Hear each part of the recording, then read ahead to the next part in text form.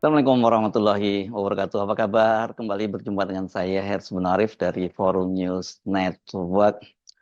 Seorang ketua umum partai politik ini dilaporkan ke Polda Metro Jaya.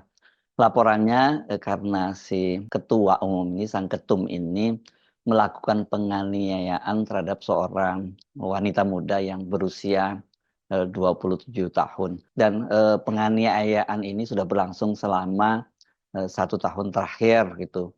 Ya, tetapi si wanita ini selama ini takut untuk melaporkan dan kemudian karena penganiayaan sudah dia rupanya sudah tidak tahan lagi dengan penganiayaan itu akhirnya dia sembunyi-sembunyi kemudian melarikan diri dan kemudian diantarkan ke rumah sakit dan ini kemudian si perempuan ini didampingi oleh pengacaranya yakni pengacara bernama Sunan Kalijaga kemudian melaporkan ke Polda Metro Jaya. Akun Instagramnya itu Sunan Kalijaga itu tampak dia berdiri di samping tempat tidur dan di tempat tidur itu tampak seorang wanita yang sedang dirawat tapi wajahnya ditutupi. Jadi kita tidak tahu identitas dari perempuan itu dan tidak ada clue siapa perempuan itu, hanya disebutkan usianya 27 tahun dan dia katanya mengalami penganiayaan yang luar biasa, dipukul, ditendang dan kepalanya itu dibenturkan ke tembok. Dan hari Jumat kemarin itu Sunan Kalijaga mengaku dia sudah melaporkan itu ke Polda Metro Jaya. Tetapi siapa si ketua umum itu? Tadinya dia menyatakan bahwa tunggu besok akan ada konferensi pers gitu. Tapi sampai hari ini kalau saya lihat belum ada pemberitaan tentang hasil konferensi pers seperti dijanjikan oleh Sunan Kalijaga. Ini berita ini tentu saja ini bukan sekedar infotainment tapi ini apa ya, politainment ya, politik dan infotainment karena melibatkan seorang ketua umum dan juga melibatkan seorang wanita. Ini biasanya ini klien-klien ditangani oleh Sunan Kalijaga ini rata-rata banyak artis dan juga high profile. Jadi makanya itu kemudian berita ini cukup menyita perhatian dan saya cermati di WhatsApp grup politik itu jadi perbincangan yang sangat seru dan kemudian muncul spekulasi siapa sesungguhnya ketua umum yang melakukan KDRT ini. Ini diduga karena ini perempuan ini, kenapa disebut KDRT? Karena perempuan ini diduga kemungkinan jadi istri siri dari si sang ketua umum itu. Nah, tapi persoalannya kemudian siapa? Karena ketua umum itu kan nggak banyak ya di Indonesia. Apalagi kalau kemudian dibatasi dengan ketua umum yang ada partainya yang masuk di parlemen. Itu kan cuma berapa ya? 9 partai ya. Ada PDIP, ada Golkar, Gerindra, kemudian Partai Amanat Nasional, Partai Demokrat, dan ada kemudian PKB, Partai Nasdem, apalagi ya? Coba Anda sendiri lengkapi deh. Pokoknya nggak banyak ya partainya. Saya tiba-tiba jadi lupa. Tapi kalau nggak salah 8 atau 9 partai yang sekarang ini lolos di parlemen dan oh iya ada lagi nih saya lupa ada PKS misalnya gitu. Jadi gampang kalau kemudian ini dikaitkan dengan partai-partai politik yang ada di parlemen. Tapi kalau kemudian partai politik yang ditambah partai politik yang di luar parlemen yang tambah jumlahnya bertambah tapi juga tetap tidak banyak ya begitu ya. Karena itu kemudian Dr. T. Fauzia Tiasuma atau Dr. Tifa itu ini seorang aktivis perempuan kemudian dia membuat cuitan juga mempertanyakan siapa nih ketua umum yang dimaksud itu. Astagfirullahaladzim, siapa lagi ini ketua partai menganiaya cewek udah setahun. Berarti laki-laki kan nggak mungkin perempuan. Ketum Parpol siapa saja sih yang laki-laki? Bahlil, Surya Paloh, dia semua kasih tanda tanya. Prabowo, Caimin, Zulhas, Ahmad Saihu, AHY, ini Anies Mata, Said Iqbal, Mardiono, Ridho, Fahmi. Saya nggak tahu siapa sama namanya. Osman, mungkin maksudnya Osman Sabta, Anas Urbaningrum, atau Kaisang. Nah, netizen ayo mulai investigasi. Kemudian dia sambil menautkan merdeka.com peristiwa ini diunggah itu tanggal 5 Oktober pada pukul 5.44 ini ya, pagi tadi ya.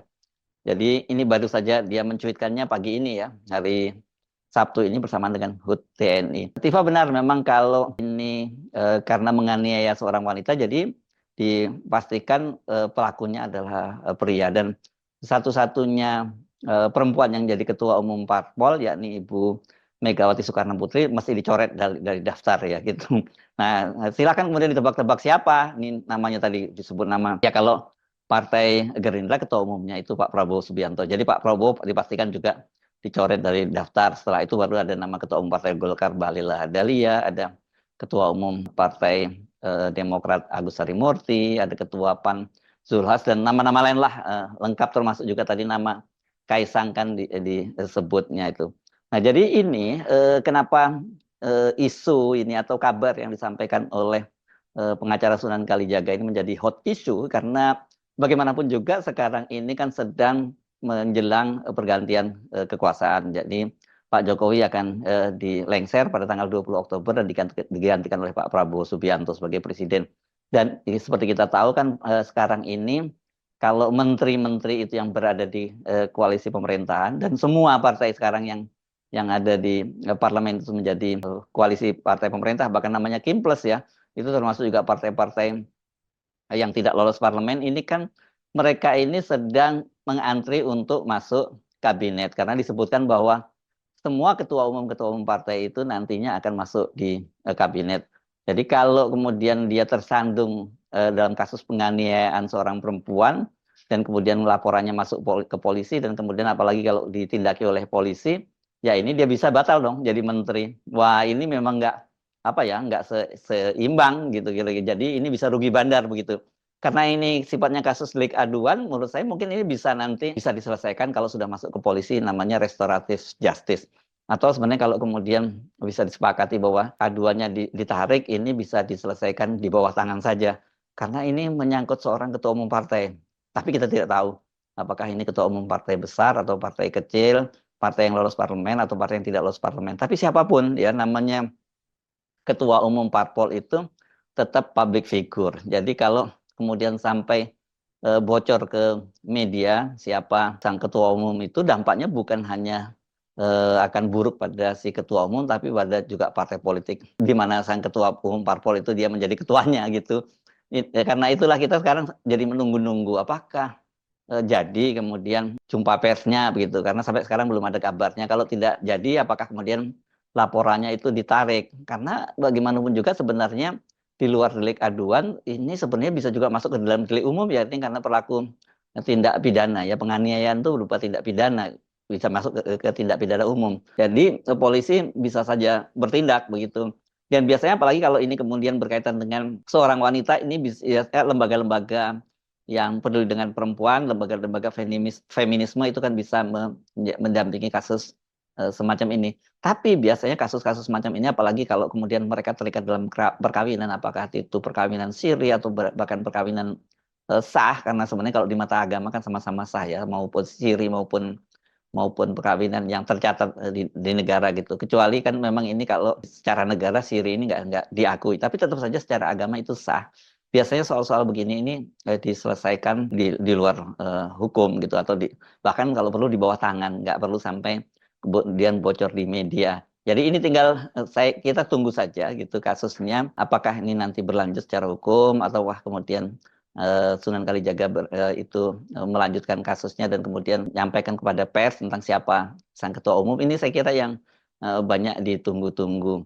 Nah, biasanya memang dalam situasi politik semacam ini ya, ini bisa terjadi sikut-sikutan loh ya. Kalau misalnya katakanlah jatah ketua umum itu semua dapat jatah masuk ke kabinet, sementara kemudian mungkin jatahnya itu partai-partai kecil atau dia itu partai yang non parlemen cuman misalnya dapat jatah satu kursi saja, ini bisa terjadi sikut-sikutan.